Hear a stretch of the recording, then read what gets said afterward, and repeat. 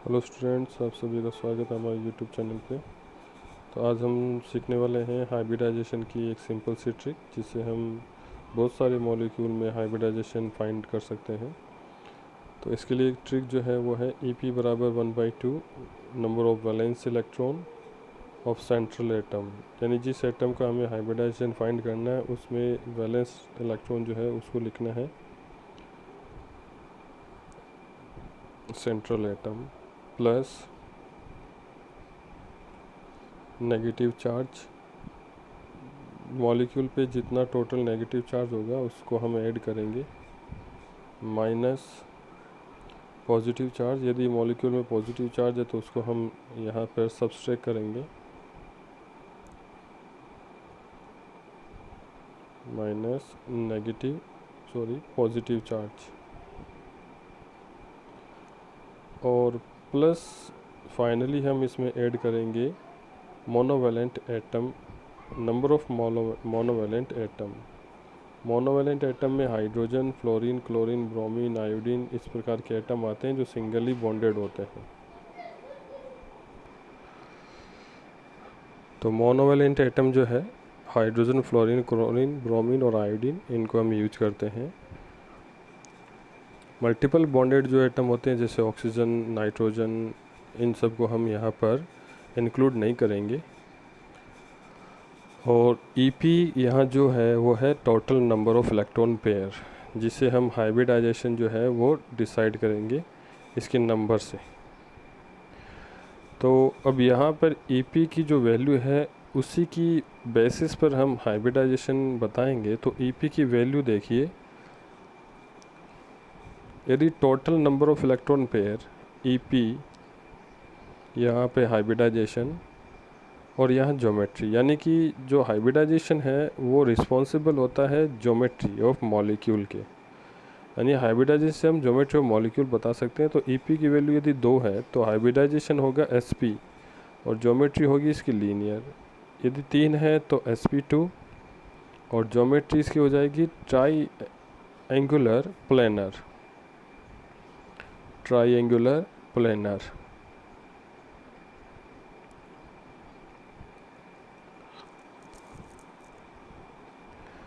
और EP की value 4 है तो SP3 hybridization and tetrahedral geometry होगी टेट्राहेड्रल। EP की वैल्यू 5 है तो हाइब्रिडाइजेशन हो जाएगा इसका SP3D। स्ट्रक्चर यानी ज्योमेट्री होगी ट्राइगोनल प्लेनर बाई पिरामिडल, यानी ट्राइगोनल और बाई पिरामिडल इसकी ज्योमेट्री होगी।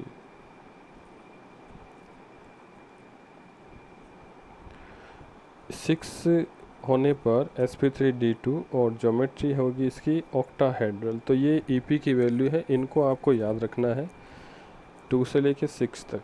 तो मोस्ट ऑफ जो एग्ज़ाम में क्वेश्चन है वो यहीं से आते हैं। चलिए सबसे पहले हम एग्जांपल देखते हैं। एक सिंपल मॉलिक्यूल है वाटर मॉलिक्यूल H2O। इसमें ऑक्सीजन का हमें हाइब्रिडाइजेशन कैलकुलेट करना है। तो सबसे पहले हमें EP वैल्यू निकालना है। तो इसकी वैलेंस इलेक्ट्रॉन नंबर हो जाएगा 16 ग्रुप एलिमेंट है तो वैलेंस इलेक्ट्रॉन 6 हो जाएगा। वैलेंस इलेक्ट्रॉन का मतलब होता है इसकी आउटर शेल जो होती है उसमें नंबर ऑफ इलेक्ट्रॉन प्लस 2। इसमें देखो मोनोवैलेंट एटम है हाइड्रोजन, पॉजिटिव चार्ज नहीं है, नेगेटिव चार्ज नहीं है, तो हम इसमें नहीं लिखेंगे, उनको 0 कर देंगे।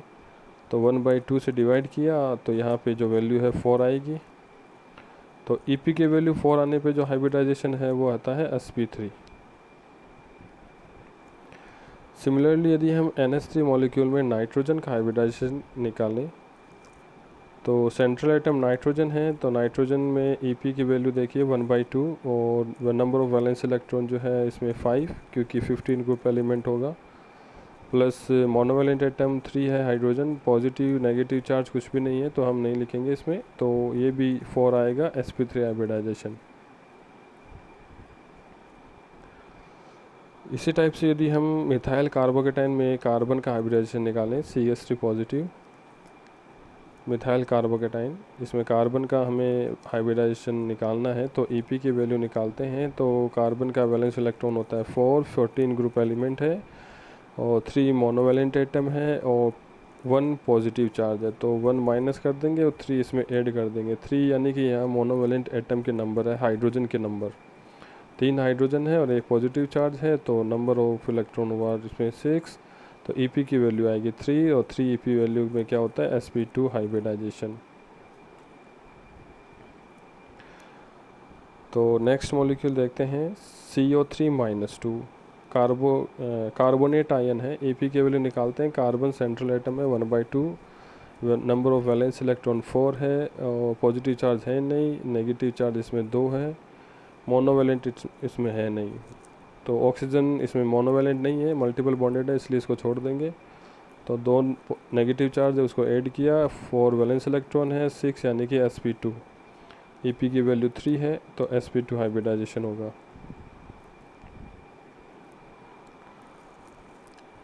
तो नेक्स्ट प्रॉब्लम देखें, NO3- नाइट्रेट आयन है, एक नेगेटिव चार्ज है। Ep की वैल्यू देखो, नाइट्रोजन में वैलेंस इलेक्ट्रॉन 5 होगा, मोनोवेलेंट है नहीं, पॉजिटिव चार्ज है नहीं, एक माइनस है तो एक ऐड कर देंगे, तो 6 यानी कि 3, तो हाइब्रिडाइजेशन होगा इसका sp2।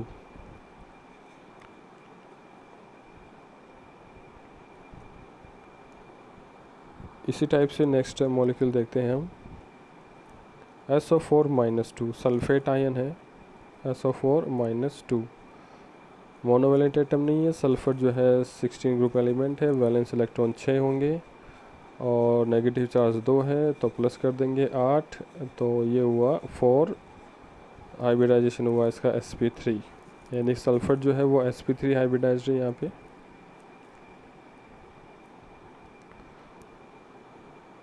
चलिए नेक्स्ट प्रॉब्लम पे देखते हैं। CH4 मीथेन है, सबसे सिंपल मॉलिक्यूल है। कार्बन का हमें हाइब्रिडाइजेशन या फाइंड करना है, तो 4 valence electron plus monovalent atom 4 है, तो 4 sp3 हाइब्रिडाइजेशन। सभी एल्केन में जो कार्बन है उसकी हाइब्रिडाइजेशन sp3 होता है, ये आपको ध्यान में रखना है। किसी भी टाइप का यदि एल्केन दिया हुआ है उसमें हाइब्रिडाइजेशन sp3 होगा। ये देखिए कार्बेनाइन है, कार्बन का हमें हाइब्रिडाइजेशन निकालना है, तो 1/2 कार्बन 4, एक नेगेटिव चार्ज और 3 मोनोवेलेंट एटम, तो 4 और 4 8, यानी कि 4 sp3 हाइब्रिडाइजेशन।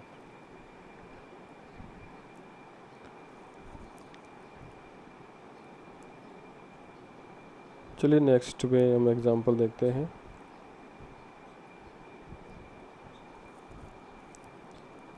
नेक्स्ट एग्जांपल हम लेते हैं एल्कीन का, ये एल्काइन लिख दिया, इसमें हमें एल्कीन का फाइंड करना है। सबसे पहले इसके लिए एक अलग से ट्रिक देखेंगे जो ट्रिपल बॉन्ड मॉलिक्यूल है उसके लिए।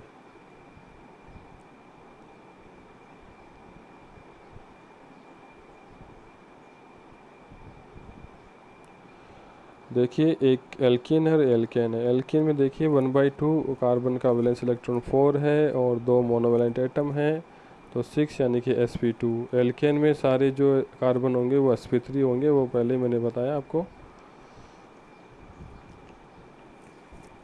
अब देखिए यदि हमें ट्रिपल बॉन्ड कोई मॉलिक्यूल है जिसमें ट्रिपल बॉन्ड यूज हो रहा है मल्टीपल बॉन्ड में, तो उसके लिए हम एक अलग से कोई ट्रिक यूज कर सकते हैं यहाँ पे।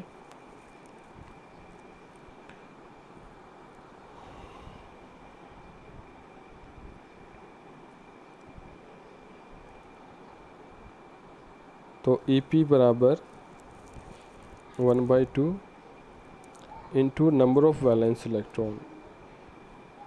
तो इस ट्रिक से हम ट्रिपल बॉन्डेड जो मॉलिक्यूल है उसमें हम हाइब्रिडाइजेशन डायरेक्टली निकाल सकते हैं। और आपको कुछ नहीं देखना, जिसमें सेंट्रल एटम का हमें हाइब्रिडाइजेशन निकालना है उसका वैलेंस नंबर ऑफ इलेक्ट्रॉन जो है उसे 2 से डिवाइड कर दीजिए। जैसे एल्काइन है, इसमें कार्बन जो है इसकी वैलेंस इलेक्ट्रॉन 4 है, तो 1/2 इंटू 4, तो Ep बराबर 1/2 इंटू 4 यानी कि 2। Ep की वैल्यू 2 यानी कि sp हाइब्रिडाइजेशन।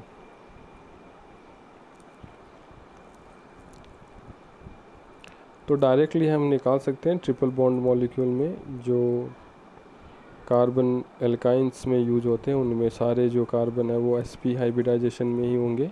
ये ध्यान रखना है। ये है हाइड्रोजन साइनाइड, इसमें कार्बन फिर से ट्रिपल बॉन्ड है, तो sp हाइब्रिडाइजेशन ही होगा।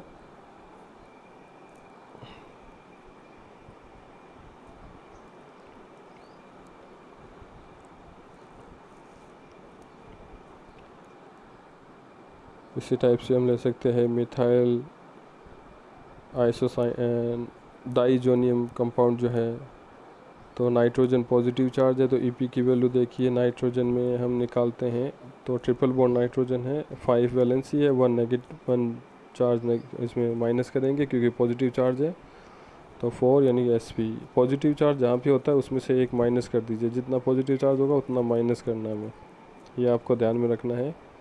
तो sp हाइब्रिडाइजेशन होगा।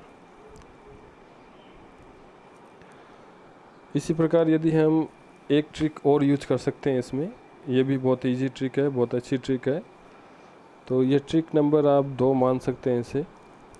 Ep की वैल्यू हम डायरेक्ट निकालने के लिए ये फॉर्मूला भी यूज करते हैं कि सबसे पहले हमें नंबर ऑफ़ सिग्मा बॉन्ड कितने हैं वो देखने। ये जो ट्रिक है ये ज़्यादातर हमें स्ट्रक्चर पे अप्लाई करने में इजी रहता है। यदि आपको स्ट्रक्चर बनानी आती है मॉलिक्यूल की तो इस ट्रिक को आप आसानी से यूज कर सकते हैं, बहुत बढ़िया ट्रिक है ये भी।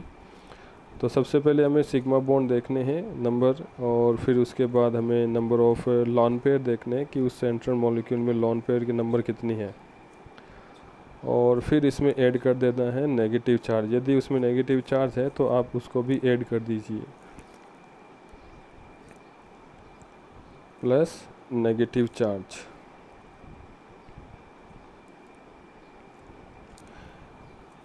ये सेंट्रल एटम पर अप्लीकेबल ट्रिक होगी, यानी नेगेटिव चार्ज सेंट्रल एटम पर है तभी हम इसे यूज कर सकते हैं। देखिए इसमें पाई बॉन्ड और जो पॉजिटिव चार्ज है और ओड इलेक्ट्रॉन जो होते हैं जैसे फ्री रेडिकल्स में एक सिंगल इलेक्ट्रॉन, उसको हम इन्वॉल्व नहीं करेंगे यहाँ पे। तो यहाँ पे 3 चीज़ें इन्वॉल्व नहीं होगी, पाई बॉन्ड, पॉजिटिव चार्ज और सिंगल इलेक्ट्रॉन स्पीसीज, यानी कि जिससे एटम पर एक इलेक्ट्रॉन प्रेजेंट होता है। एक इलेक्ट्रॉन का मतलब होता है फ्री रेडिकल में, और जब 2 इलेक्ट्रॉन प्रेजेंट होते हैं एज ए पेयर तो उसको हम कहते हैं लॉन पेयर। तो लॉन पेयर का मतलब होता है the pair of electron present on atom which do not participate in a bond. तो एक इलेक्ट्रॉन प्रेजेंट होता है, तो इन तीनों को हम यहाँ पर यूज नहीं करेंगे। तो फॉर एग्ज़ाम्पल यदि हम यूज करें इसे इथाइन मॉलिक्यूल में जो माइनस चार्ज है,